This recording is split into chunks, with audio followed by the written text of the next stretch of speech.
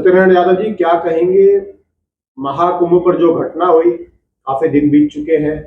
घटना में काफी लोग घायल हुए, कई लोगों की मृत्यु हुई और उसको लेकर के अब राजनीति लगातार हो रही है। तमाम जो पार्टियां हैं, राजनीतिक पार्टियां, वो सवाल भी खड़े कर रही है। इस पे आप क्या राय रखते हैं, क्योंकि आप समाजवादी पार्टी दिल्ली प्रदेश के एक वरिष्ठ नेता है, तो क्या कहेंगे इसको? नमस्कार नीरज जी, आपके चैनल के दर्शकों का हार्दिक अभिनंदन और स्वागत करते हुए मैं आपसे ये कहना चाहता हूं कि राजनीति में शुचिता का बहुत अभाव हो चुका है।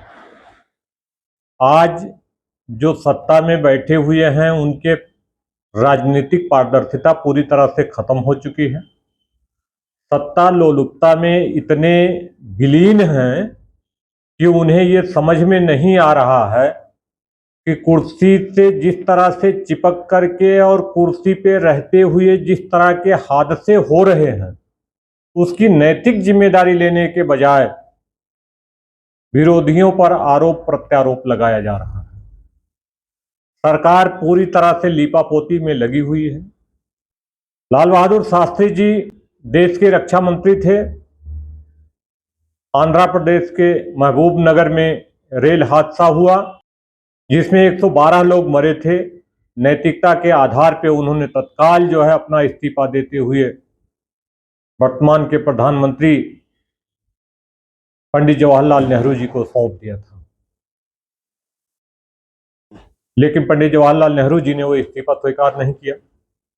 आज 29 तारीख की घटना इलाहाबाद महाकुंभ की, आज 6 तारीख हो गई है, अभी तक सरकार सिर्फ लीपापोती में लगी हुई है। कुंभ की घटना से एक चीज मुझे याद आता है कि महाकुंभ से जा रहे संतों और तपस्वियों की एक बोगी जो है ट्रेन,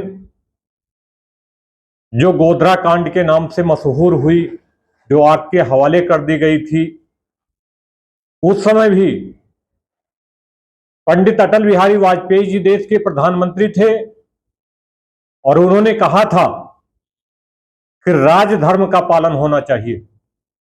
न राजधर्म का पालन हुआ और न ही राष्ट्र धर्म का पालन हुआ। यह देश का दुर्भाग्य है कि जो शीर्ष लोग थे उस घटना में, गोधरा कांड में, उनमें से आज पूरी दुनिया देख रही कि वो कहां पे बैठे हुए हैं। दोष सिद्ध होना और ना होना एक अलग विषय होता है, लेकिन जिसका नाम उसमें उछलता है उसे दुनिया याद करती है। उसमें जिनका नाम उछला उनमें से एक व्यक्ति आज देश का गृह मंत्री है और एक व्यक्ति प्रधानमंत्री है। सत्यनारायण जी, क्या लग रहा है कि आपने घटना पर सवाल उठाए हैं और आप इस्तीफे का एक इतिहास बता रहे हैं, तो इस पे तर्क क्या रखना चाह रहे हैं?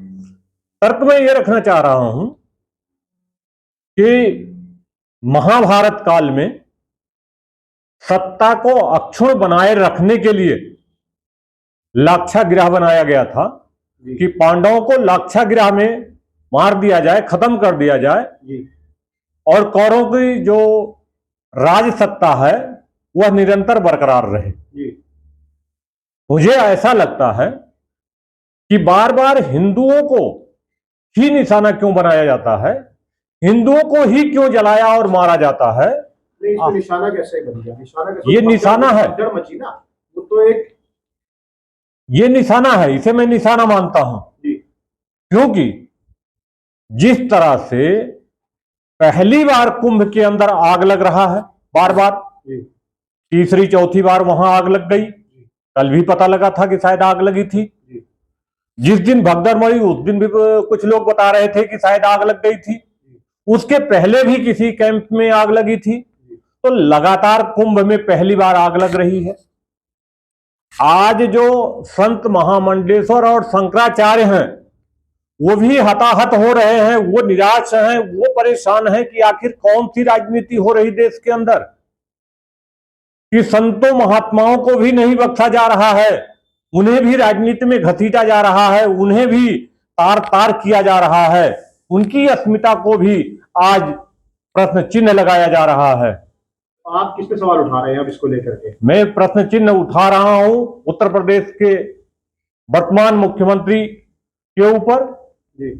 कि आज तक उन्होंने जो महाकुंभ के जो व्यवस्थापक हैं, जो व्यवस्था में वहां अधिकारी लगे हुए हैं, आज तक उन्होंने किसी से भी सवाल जवाब नहीं किया, आज तक उन्होंने किसी से इस्तीफा नहीं लिया।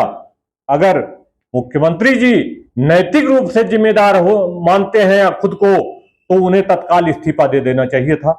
और अगर इस्तीफा नहीं दिया है तो उन्हें जितने मातहत अधिकारी हैं, जितने अधिकारियों की इस मेला को सुचारू रूप से चलाने के लिए ड्यूटी लगी हुई है, उनका इस्तीफा ले लेना चाहिए था।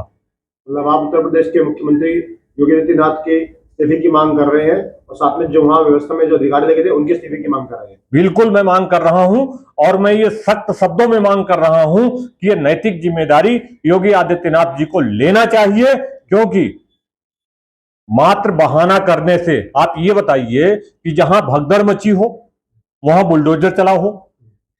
बुलडोजर किस कंडीशन में चलता है आप जानते हैं? मात्र 31 लोगों की बॉडी उठाने के लिए बुलडोजर तो चलेगा नहीं। ट्रकों में भर करके, टालियों में भर करके लोगों के कपड़े, जूते, चप्पल उठाए जा रहे हैं, तो इसका मतलब कि कुछ न कुछ तो छुपाया जा रहा है। आपका जो इशारा है वो आंकड़ों को लेकर के भी है। बिल्कुल, सरकार जो है आंकड़ों से खेल रही है। सरकार जो है, जो हताहत हुए हैं, वहां पर जो लोग मरे हुए हैं, उनके आंकड़ों को छुपाना चाह रही है कि जिससे सरकार को मुआवजा ना देना पड़े और सरकार जो है अपने आप को बेदाग साबित कर ले। लेकिन बेदाग नहीं हो सकती, क्योंकि सरकार का जो वर्तमान की जो स्थिति है और कुंभ में जो घटना घटी है, वो आज जो है जग जाहिर हो चुकी है। पूरी दुनिया की निगाह जो है महाकुंभ पर है, इलाहाबाद पर है, और इलाहाबाद में जो घटित हुआ है, जो हिंदू राजनीति से कोसों दूर था, जिसका उद्देश्य सिर्फ आस्था के नाम पर संगम में जाकर के डुबकी लगाना था, गंगा में स्नान करना था, उन हिंदुओं के साथ उन हिंदुओं का कत्ले आम हुआ है। भगदड़ में लोग नहीं मरे हैं। कत्लेआम कह रहे हैं मतलब? बिल्कुल, इस घटना का कत्लेआम हुआ है, हिंदुओं का कत्लेआम हुआ है। इन हिंदुओं को जानबूझ करके मारा गया है। रात को 1 बजे भगदड़ मचने का क्या मतलब है भाई, जब लोग सो रहे होते हैं?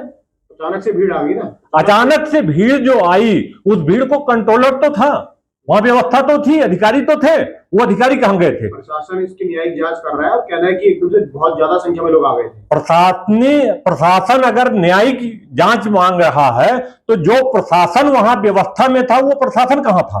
वो प्रशासन क्या कर रहा था? वो प्रशासन सो रहा था। अब ये बताइए, मुख्यमंत्री जी अगर कहीं सो रहे थे, तो क्या वहां व्यवस्था में लगे हुए प्रशासनिक अधिकारी भी सो रहे थे? अब ये बताइए, अंतिम में समाजवादी पार्टी से आते हैं, समाजवादी पार्टी को लेकर लगातार सवाल भाग रही है, क्या कहेंगे अंतिम में? 2 शब्दों में बताइए, क्या मांग रख रहे हो? मेरी मांग सीधी सीधी है कि इसकी नैतिक जिम्मेदारी लेते हुए उत्तर प्रदेश के मुख्यमंत्री योगी आदित्यनाथ को तत्काल इस्तीफा दे देना चाहिए। और इसकी मांग सबसे पहले अभी मुक्तेश्वरानंद जी ने उठाया था, मैं उनका समर्थन करता हूं। और उन्होंने जिस तरह से पाक साफ शब्दों में ये कहा था कि उत्तर प्रदेश के मुख्यमंत्री जी लीपापोती करने में लगे हैं, ये बात 100% सच है कि मुख्यमंत्री जी आज भी अपना दामन पाक साफ करने के लिए समाजवादी पार्टी के राष्ट्रीय अध्यक्ष माननीय अखिलेश यादव जी पर और कांग्रेस के राष्ट्रीय अध्यक्ष मल्लिकार्जुन खड़गे जी के ऊपर आरोप लगा रहे हैं और उन्हें गुनाहगार साबित करने की कोशिश कर रहे हैं। जबकि हकीकत यह है कि योगी आदित्यनाथ 100% गलत हैं और उन्होंने ही इस घटना को अंजाम दिलाया है।